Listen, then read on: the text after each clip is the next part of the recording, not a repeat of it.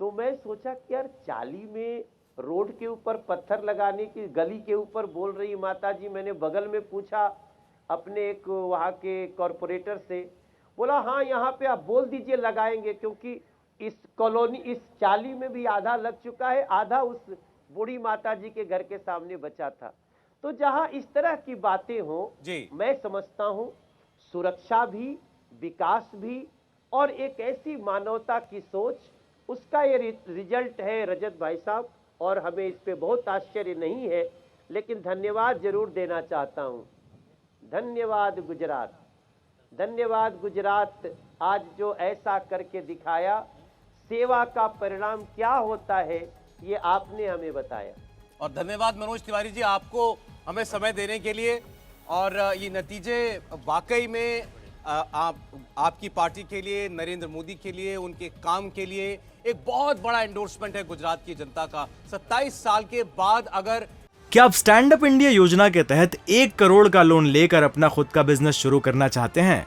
तो freedom app को download करें और इसकी पूरी जानकारी अभी प्राप्त करें। इतनी रिकॉर्ड सीटों पर आपकी जीत होती है तो वाकई विरोधियों को भी स्वीकार करना पड़ेगा कि गुजरात में जो काम हुआ गुजरातियों के साथ मिलकर नरेंद्र मोदी ने किया, ये नया गुजरात बनाया। बहुत धन्यवाद आपका।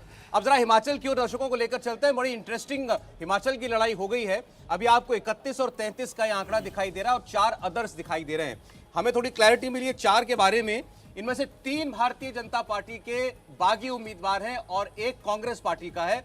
और अभी ऐसी खबरें आना शुरू हो गई हैं कि बीजेपी ने इन चारों निर्दलियों से संपर्क साधना शुरू कर दिया है। अगर यही परिस्थिति भी रह जाती है जो अभी आपको दिखाई दे रही है 31 और 33, और ये 4 जिस ओर चले जाएं निर्णायक भूमिका अदा करेंगे। अगर ये 4 बीजेपी के पास भी चले जाते हैं तो भी वो जो हाफ वे फिगर है 35 का, उसको बीजेपी छू जाएगी और सरकार बनाने में कामयाब हो सकती है। भले ही इस वक्त कांग्रेस पार्टी आपको 2 सीटों से आगे दिखाई दे रही हो। तो क्या बागियों के, निर्दलियों के हाथ पे अब हिमाचल प्रदेश की चाबी आ चुकी है? देवेंद्र।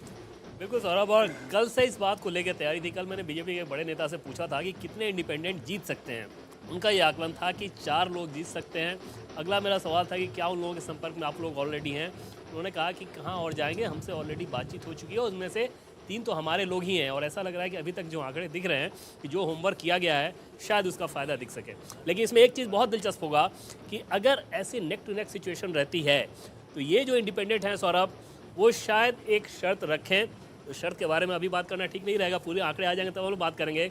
लेकिन वो एक शर्त रख सकते हैं, उस पर फिलहाल नजर टिकी रहेगी। उस शर्त में कहीं मुख्यमंत्री तो शामिल नहीं है?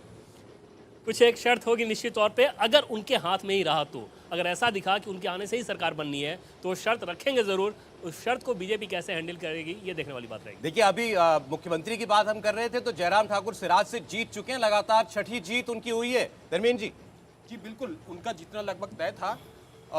लेकिन उनकी अपनी जीत तो तय है। अब भारतीय जनता पार्टी अंतिम जो जीत की सूची आती है 1-2 घंटे में क्लियर होता है कि बीजेपी जीत पाती है या कांग्रेस जीत पाती है। ये मुख्य बात है। सिराज से उनकी क्या मार्जिन्स चल रहे हैं, अगर आपको कुछ अपडेट मिल रहा देखिए, मैं अपडेट आपको करना चाह रहा था। बिल्कुल, एक तो कुलदीप सिंह राठौर है ठियोग से, वो कांग्रेस के अध्यक्ष रहे हैं हिमाचल के। वो राकेश सिंघा सीपीआईएम के एमएलए, वहाँ सिटिंग एमएलए, उससे आगे चल रहे हैं 500 वोटों से। जीत बड़ा कम अंतर है। और मैंने पहले भी बताया कि सुजानपुर से धूमल को हराने वाले राणा भी बहुत कम वोटों से आगे चल रहे हैं। कई सीटों पे जीत हार का अंतर, अभी जो रुझान है वो बहुत कम दिख रहा है। तो ये जो बाजी है किसी भी तरफ जा सकती है, ऐसा लग रहा है। रोहन, हिमाचल को लेकर के क्या आपको परिस्थिति बनती हुई नजर आ रही है? मुझे लगता है कि सौरभ, जिस तरीके की कांटे की टक्कर सुबह नजर आई है वो रिबेल कैंडिडेट्स पे ही अब डिपेंड करेगा। जो 4 या 5 कैंडिडेट्स हैं, अभी बात कर रहे थे हम लोग कि सुजानपुर और हमीरपुर अनुराग ठाकुर जी के खुद के होम ग्राउंड है। और मैं खुद वहाँ पे दौरा करके आया। प्रेम कुमार धूमल से बड़ी मुलाकातें हुई मेरी लंबी। तो जिस तरीके से धूमल साहब ने ऑन रिकॉर्ड आके ये बातें कही कि मैं खुद इलेक्शन नहीं लड़ना चाह रहा, तो उसमें कहीं ना कहीं थोड़ी सी डिसअपॉइंटमेंट ज़रूर थी उनको। लेकिन रिबेल कैंडिडेट जो है वो मुझे लगता है आज भी भाजपा के साथ में वापस खड़े हो जाएंगे। क्या आप स्टैंड अप इंडिया योजना के तहत 1 करोड़ का लोन लेकर अपना खुद का बिजनेस शुरू करना चाहते हैं?